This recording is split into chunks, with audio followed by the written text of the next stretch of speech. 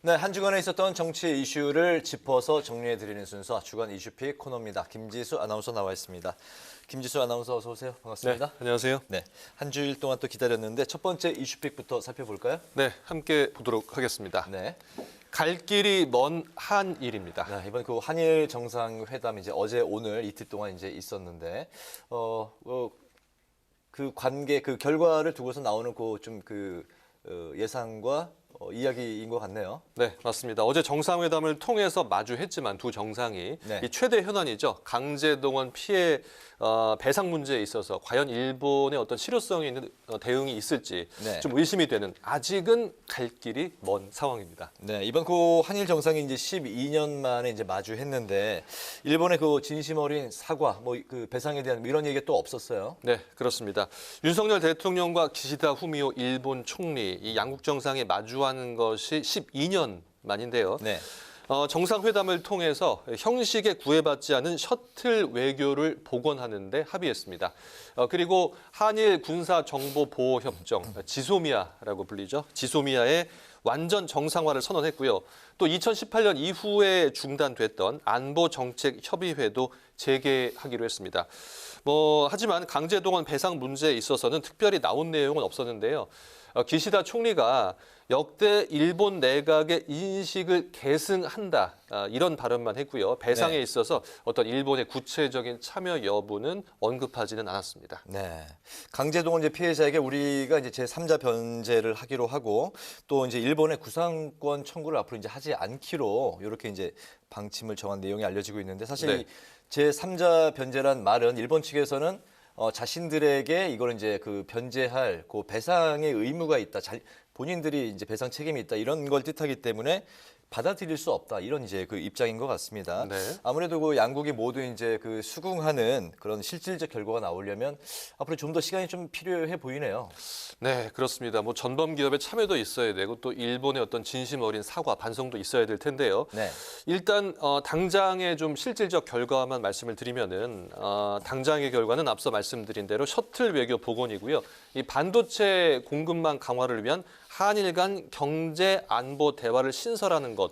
이런 것들이 지금 구체적인 결과다 이렇게 볼 수 있겠습니다. 또 한일 관계가 이제 정상화되면은 당연히 한미일 어떤 공조도 더 강화되지 않겠습니까? 네. 그런 부분들도 기대가 되고 있고요.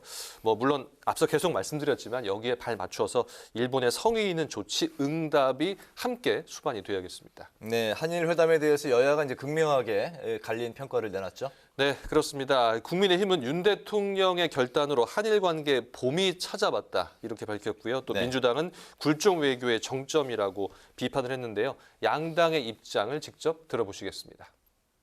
어제 한일 정상은 한일 양국이 안보와 경제, 글로벌 아젠다에서 협력해야 될 파트너라는 데 인식을 같이 하고 셔틀 외교를 복원하기로 뜻을 함께 했습니다.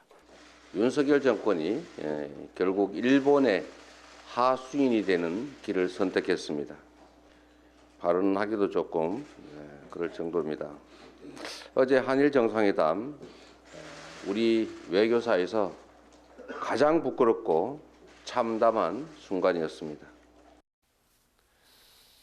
네, 양당의 입장 들어봤는데요. 이제 정상회담의 성과 결국 일본 정부의 태도에 달려 있다고 봐야 될 텐데요. 네. 일본이 성의 있는 모습을 보일지 그리고 즉 진정한 사과와 변제 과정에서 전범 기업들의 좀 적극적인 참여가 뒤따를지 이런 부분들이 한일 관계가 진정으로 회복되기 위한 변수가 될 것으로 보입니다. 그렇군요. 한일 정상회담 살펴봤고 두 번째 이슈픽 또 이제 짚어볼까요? 네. 네, 두 번째 이슈픽 집안 단속입니다. 늘 공격보다는 이제 수비가 먼저다 그런 이야기가 있는데 어떤 이야기인가요? 네, 오늘 집안 단속 주제는 국민의힘과 민주당 양당 모두를 뜻하는데요. 네. 당내 갈등을 수습하기 위해서 양당이 최대한의 노력을 하고 있는데 그 과정이 지금 순탄하지만은 않은 그런 상황입니다. 그러군요. 새 지도부 체제를 이제 국민의힘이 갖췄는데 주요 당직 인선이 이제 확정이 됐죠. 네. 그런데 이제 처음에 김기현 신임 대표가 계속 이제 강조해왔던 연포탕 네. 좀 다양성이 부족하지 않냐 이런 지적이 나오고 있네요. 네, 그렇습니다. 이미 당대표 지도부도 친윤이 되고 이제 인선이 됐는데 지금 네. 이번에 당직 인선에도 친윤계 인사가 대거 발탁이 됐습니다. 당의 상림을 총괄하면서 또 총선의 공천 실무를 담당하는 중요한 자리죠. 이 사무총장의 이철규 의원 그리고 전략기획부총장과 조직부총장의 초선인 박성민, 배현진 의원이 발탁됐고요. 네. 수석 대변인의 유상범, 강민국 의원, 또 총선 전략을 세울 여의도 연구원장의 박수영 의원, 이 모두 친윤 인사입니다. 다만 지명직 최고위원회는 유승민계로 분류되는 강대식 의원이 임명됐는데요. 이 강 의원이 하지만 이 전당대회 때 친윤계가 주도했었던 그 나경원 전 의원 출마를 비판하는 연판장에 서명을 했었거든요. 그렇군요. 예, 그래서 조금 비윤계로 보는 것은 이제 어렵지 않냐 이런 지적도 나오고 있는 상황입니다. 또 뭐 천하람 위원장 같은 경우는 이 강대식 의원이 그 유승민계를 떠난 지 이미 오래됐다. 뭐 그런 이제 발언도 최근 했더라고요. 그렇습니다. 그 김기현 대표가 이제 통합 행보에 이제 주력은 하고 있는데 비판의 목소리도 나오고 있다고요. 네, 당대표 경쟁자였던 뭐 안철수 의원, 황교안 전 총리를 만나면서 갈등 봉합에 들어갔고 또 이재명 대표도 만났죠. 여야 협치에 시동을 걸었는데요. 뭐 말씀하신 대로 지도부에 이제 친윤 인사가 대거 입성한 데다 네. 조금 전 제가 말씀드렸듯이 이번 주에 인선된 주요 당직자들도 또 친윤계를 발탁했기 때문에 연대와 포용, 탕평, 말씀하신 연포탕, 네. 예, 정치에 나서고 있는데 좀 연포탕이 끓기에는 조금 더 시간이 필요한 것이 아니냐 이런 지적도 제기가 되고 있습니다. 조금 후에는 연포탕을 볼 수 있는 건가요? 네, 이제 다 끓고 좀 재료가 좀 더 가미가 돼야 된다고 하는데 그것은 저희가 조금 더 지켜봐야겠습니다. 알겠습니다. 조금 지켜보기로 하고 이제 네. 그 민주당 상황도 한번 보죠. 내부 갈등이 이제 그 인적 쇄신 문제로 좀 번졌네요. 네, 이재명 대표가 민주당 최대 의원 모임인 더 좋은 미래와 이 2시간 넘게 이 비공개 회동을 가졌는데요. 네. 이 더 좋은 미래, 이재명 대표에게 전면적인 인적 쇄신을 촉구했습니다. 총선을 이끌 사무총장과 전략기획위원장 등 주요 당직을 교체하라는 요구였는데요. 총선을 앞두고 이 대표 스스로 물러나야 한다는 이른바 질서 있는 퇴진론을 두고도 뭐 의원들 사이에서 어떤 갑론을박이 이어졌다는 그런 소식들이 전해지고 있습니다. 그렇군요. 민주당 그 당원 80조를 두고도 이제 현재 그 논란이 일고 있는데 이 조항은 이제 없애려고 하는 움직임이 보이면서 당 내용이 더 확산되고 있다고요. 네, 부정부패 관련 혐의로 재판에 넘겨지면 당의 직무를 정지한다. 이것이 바로 이 당원 80조의 내용인데요. 네. 지난해 8월 전당대회 때도 이 정치보복 수사일 때는 구제 받을 수 있도록 이미 고쳤었거든요. 네. 그런데 이번에 민주당 정치혁신위원회에서 80조를 아예 삭제하는 방안이 거론됐다는 그런 소식이 전해진 겁니다. 네. 이에 혁신위 내부와 당 지도부, 비명계 의원들 사이에서 비판이 거센데요. 혁신 후퇴의 길이다. 뭐 아니땐 굴뚝에 연기가 나겠냐며 이 개정이 추진되면 내로남불이다. 이렇게 지적을 했는데요. 다만 오늘 나왔습니다. 오늘 민주당에서 나온 서면 브리핑을 보면요. 당원 80조 삭제와 관련해서 어떠한 검토나 논의도 하지 않았다는 내용이 나왔습니다. 헛소문이었다는 얘기인가요? 네, 뭐 자세한 상황은 알 수 없지만 일단 공식적인 서면 브리핑 발표 내용은 그렇고요. 네. 어쨌든 사법 리스크로 이재명 대표의 리더십이 지금 약해진 상황인데다 체포 동의안 부결 이후에 지금 이런 식으로 지금 당내 갈등이 계속되고 있지 않습니까? 쉽게 지금 봉합되기는 조금 어려운 상황이라 지켜봐야겠습니다. 네. 양당의 이제 갈등 상황 이제 봉합하는 이제 그런 이야기도 살펴봤는데 네. 세 번째 이슈 또 볼까요? 네, 세 번째 이슈픽입니다. 네. 17시간의 간극입니다. 17시간 그 69 빼기 50이 딱 나오네요. 너무 빨리 파악을 하셨는데요.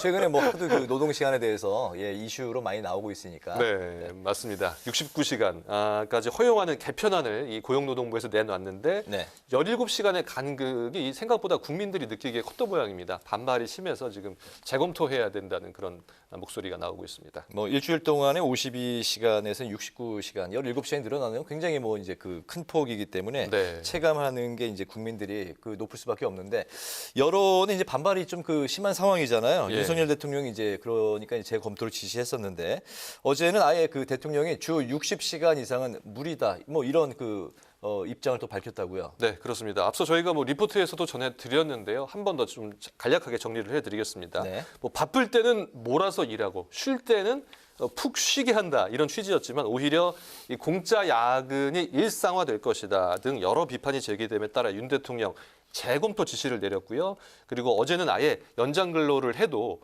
60시간 이상은 무리인 거 아니냐. 이렇게 보완을 지시를 했습니다. 네. 온라인상에서 부정적인 여론이 높았고요. 또 정부 개편안을 MZ세대 노조까지 반대한 것이 좀 큰 부담으로 작용했다. 이런 분석인데요.